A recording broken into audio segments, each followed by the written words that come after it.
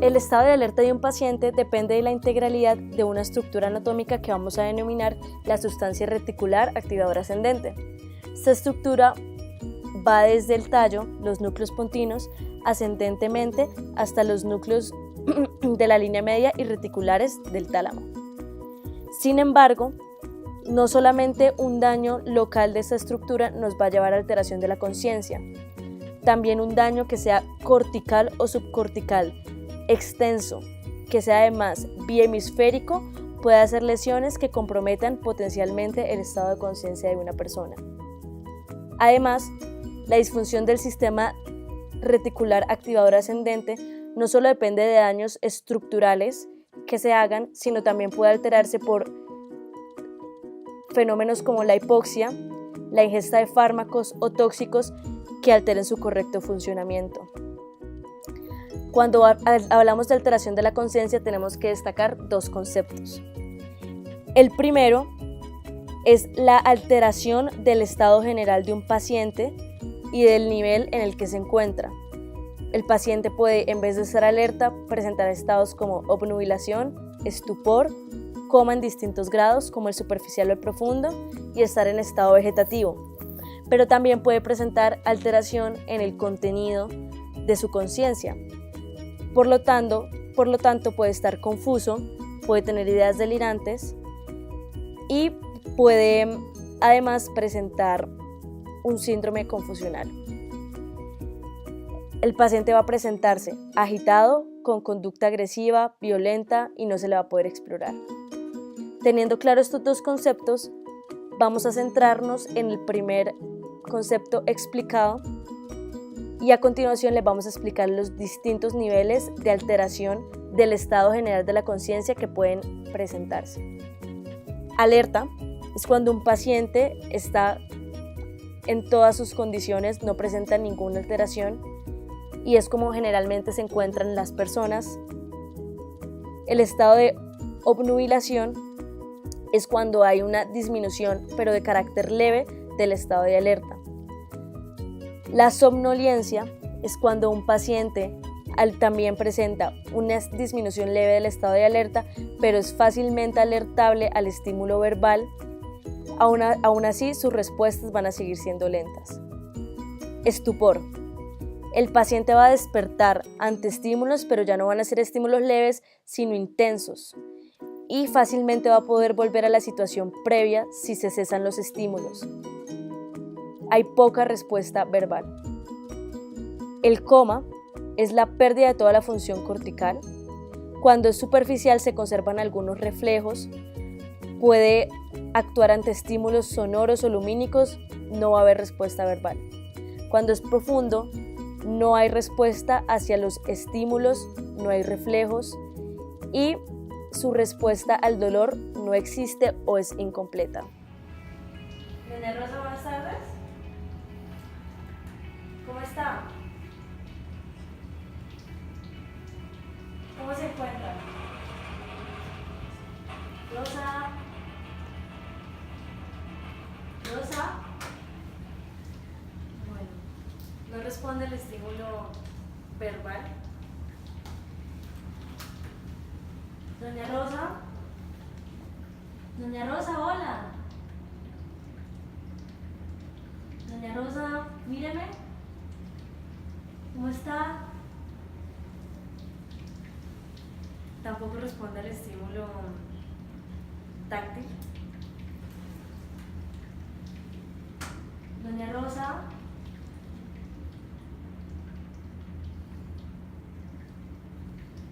Doña Rosa.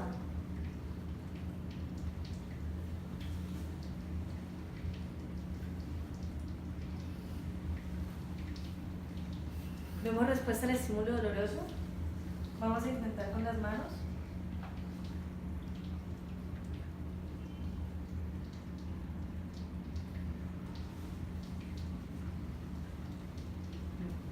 Voy a tomar la atención.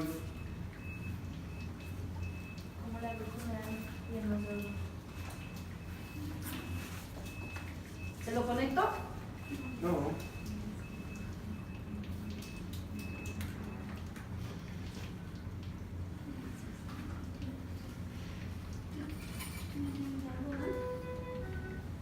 Nosotros lo manejamos a pañitos.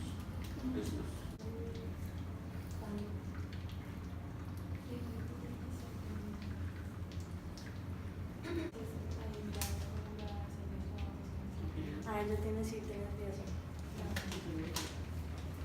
Cuando vamos a evaluar un paciente con alteración del estado de la conciencia, tenemos que observar el patrón respiratorio. Hay muchos patrones respiratorios. Bradypnea. Este es un patrón que corresponde a disminución en la frecuencia de la respiración. Este se puede encontrar cuando hay intoxicación farmacológica, por opioides o cuando hay insuficiencia de musculatura respiratoria. También encontramos la respiración de Kussmaul, que es una respiración que es hiperpneica, es decir, con aumento de la frecuencia respiratoria, pero que es profunda y se puede encontrar en pacientes con cetoacidosis diabética o con lesiones pontomesencefálicas, como es el caso de nuestra paciente. La respiración de Cheyne-Stokes es una respiración en la cual hay un patrón de respiración profundo y rápido seguido de periodos de apnea y luego recurre otra vez el patrón de respiración rápido. La respiración apneústica es una respiración en la cual se produce una pausa al final de la inspiración y corresponde a un daño en el puente. La taquipnea es simplemente un aumento en la frecuencia respiratoria. Y la respiración de Biot es un patrón anormal caracterizado por un periodo de inspiraciones cortas y rápidas que son de profundidad uniforme y luego seguidas de periodos de apnea. ¿Patrón respiratorio?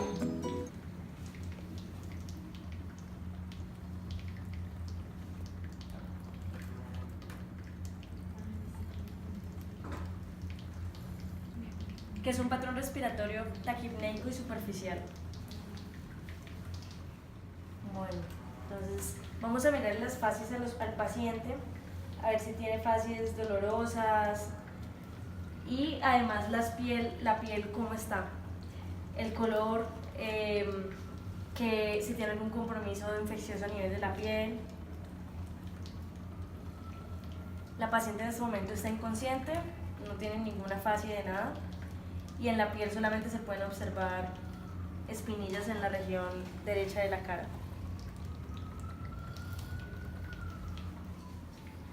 Ahora vamos a empezar por la evaluación de los pares craneanos, que aún así el paciente está inconsciente, se pueden evaluar. Y el siguiente ítem que se va a evaluar es el patrón pupilar.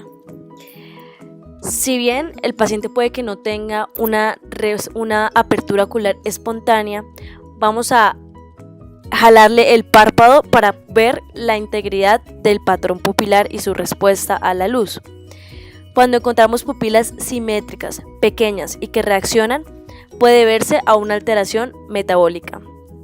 Sin embargo, si encontramos una pupila asimétrica que es dilatada y está fija, probablemente haya una alteración del tercer par o una herniación uncal. Cuando vemos pupilas simétricas que son pequeñas y que están fijas, nos indican una lesión mesencefálica. Pupilas puntiformes y fijas, una lesión protuberancial. Y finalmente, pupilas simétricas, grandes y fijas, una alteración tectal. Nuestra paciente tenía un patrón de reactividad pupilar normal. Vamos a ver la reacción pupilar.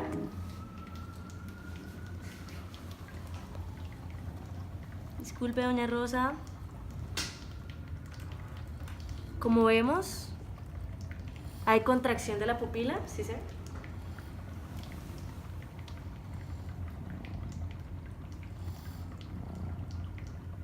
Ahí también. Vamos a ver si hay reflejo consensuado. Discúlpeme, doña Rosa. Tú enfoca esto.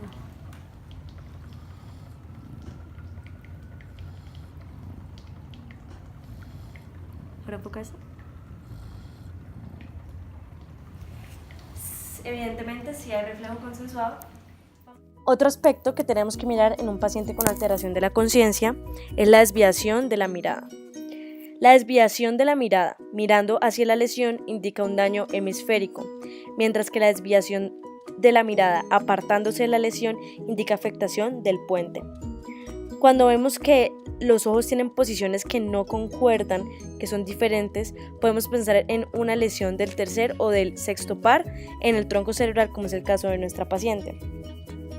Cuando un paciente tiene desviación de la mirada hacia abajo o hacia arriba, no tiene mucho valor localizador y no se le presta mucha atención. Una desviación lateral conjugada puede ser el único signo de una crisis epiléptica focal contralateral. Vamos a ver el estado del iris y de la pupila. Vemos que tiene un ojito que está desviado hacia la derecha. El otro ojo sí está mirando hacia el frente. Ahora le vemos los dos ojos.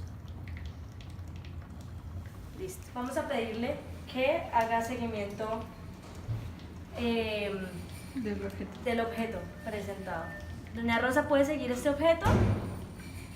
¿Lo puede seguir con la mirada?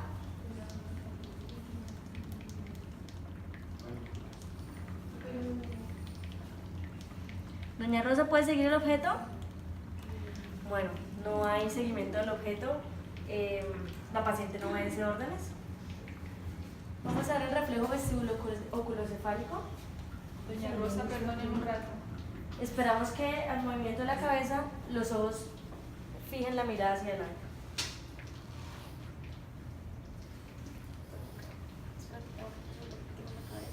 Perdón, doña Rosa.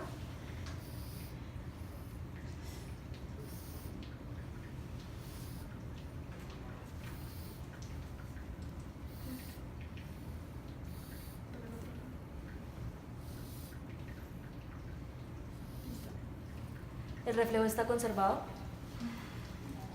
Ahora vamos a sacar el reflejo corneano con el cual evaluamos el quinto par. Necesito que mire hacia allá con la cabeza quieta, así mirando hacia afuera. Mire los ojos lo más hacia allá. Eso. Quieto, quieto. Mire hacia allá, no me mire. Listo. Uy, parpadeo. A continuación vamos a sacar el reflejo nauseoso con el cual evaluamos el noveno y décimo par. Ahora sí. Bien grande, lo más grande que pueda. Lo más grande que pueda. Se lo voy a meter. Eso. Listo, ahí estuvo. Listo. Entonces, estamos evaluando el tono y el trofismo de las piernas. Como podemos ver, las piernas están con la masa muscular disminuida, trofismo bajo. Vamos a evaluar el tono. Entonces, levantamos la pierna. La paciente puede conservar la pierna arriba, lo que demuestra que tiene un buen tono, no está disminuida.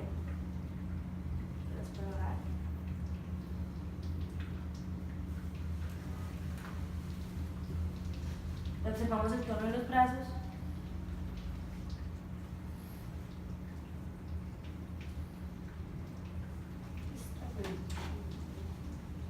Hay un buen movimiento, no hay resistencia, no hay signo de rueda dentada ni de muelle. Listo. Entonces vamos a evaluar si tiene Babinski. Acércate.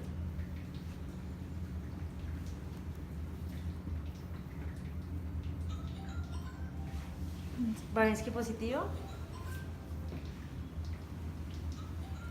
Vamos a ver el otro pie.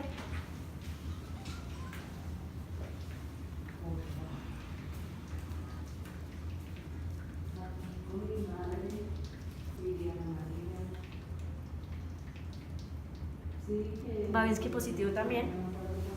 Y ahora vamos a evaluar el signo de Gordon.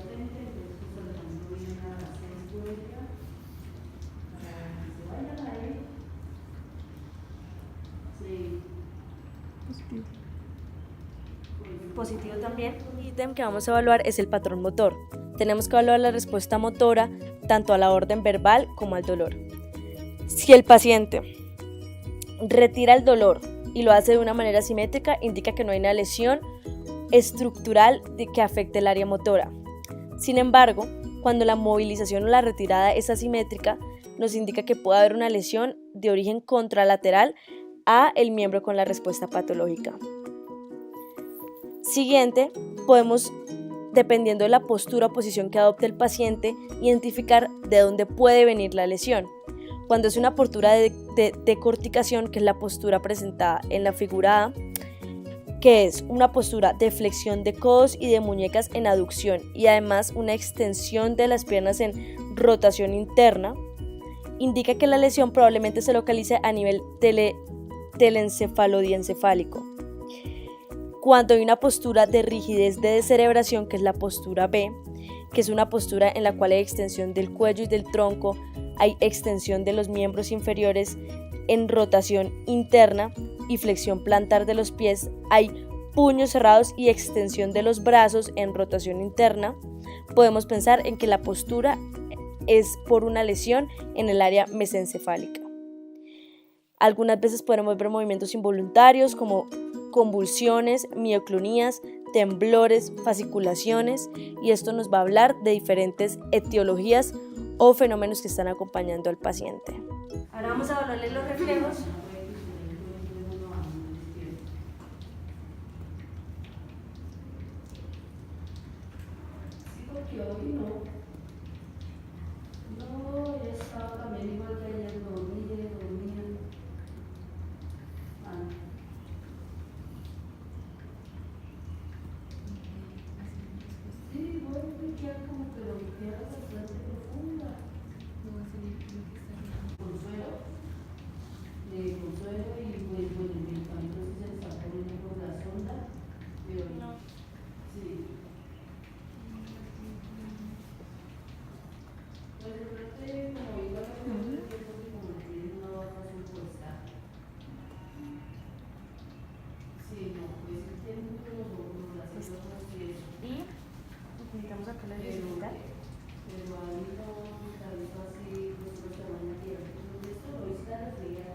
La escala de coma de Glasgow es una escala que en un principio fue diseñada para valorar el estado de conciencia de pacientes con traumatismo craneal. Sin embargo, es una escala que ha sido muy difundida en la actualidad y que se usa en un contexto de ámbito clínico al mismo tiempo. Se supone que si la puntuación es de 8 o menor es indicativa de que el paciente esté en coma. Se evalúan 3 ítems: la respuesta ocular, la respuesta verbal y la respuesta motora.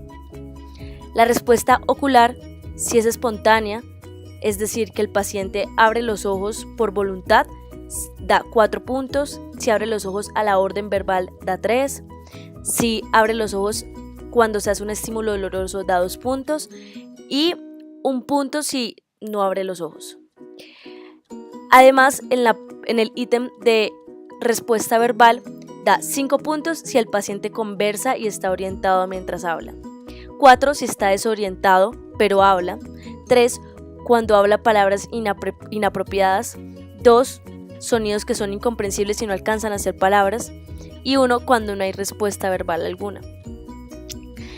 En el ítem motor, si el paciente obedece órdenes motoras, se le da 6 puntos. Si localiza el dolor, 5 puntos. 4 puntos si hace retirada y flexiona. 3 puntos si hace una flexión anormal o decorticación. 2 puntos si hace extensión o descerebración. Y ninguna respuesta da 1 punto. Ahora vamos a evaluar el Glasgow, que tiene 3 elementos: la apertura ocular, la respuesta ocular, la respuesta motora y la respuesta verbal. Vamos a empezar por la respuesta ocular. Doña Rosa, abre los ojos. Doña Rosa no responde al llamado, no lo hace espontáneamente. Vamos a ver si lo hace en respuesta al dolor. Doña Rosa, abre los ojos.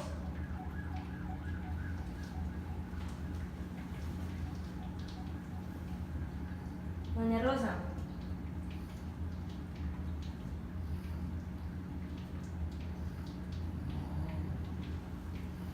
Bueno, como pudimos ver, no hubo apertura ocular, pero hubo respuesta verbal hacia el estímulo doloroso, que fueron palabras no comprensibles.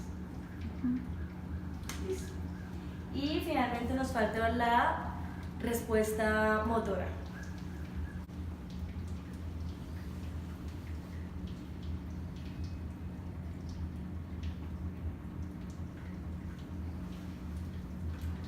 Vamos evaluando la respuesta motora.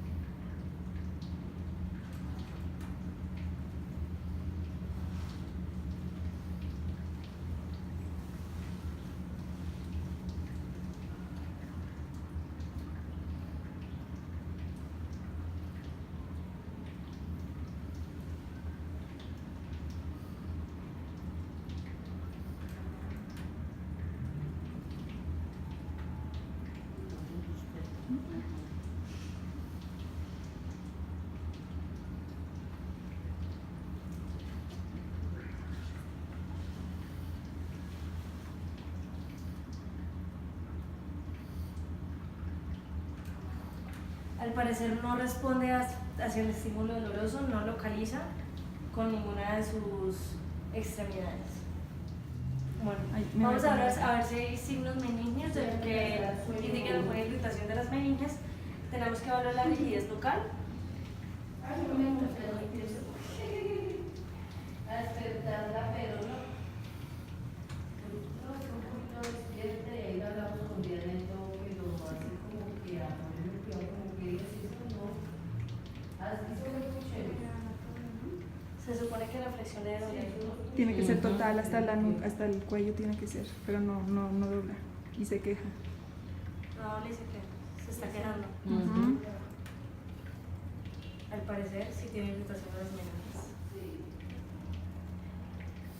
Acuérdate que se aumentaba el dolor de cabeza. Está ofreciendo mucha resistencia Sí, vital. también desde esta mañana que tenía tan número de esta mañana también escribía café hasta que me la boca. Se queda. Listo. No, yo le sé. Perdóname la molestia. Vamos a mirar si tiene presencia de movimientos anormales. El flapping. Entonces, estiramos la mano. Vemos que no hay temblor. Vamos a ver si tiene signos de motoneurona superior. Sí.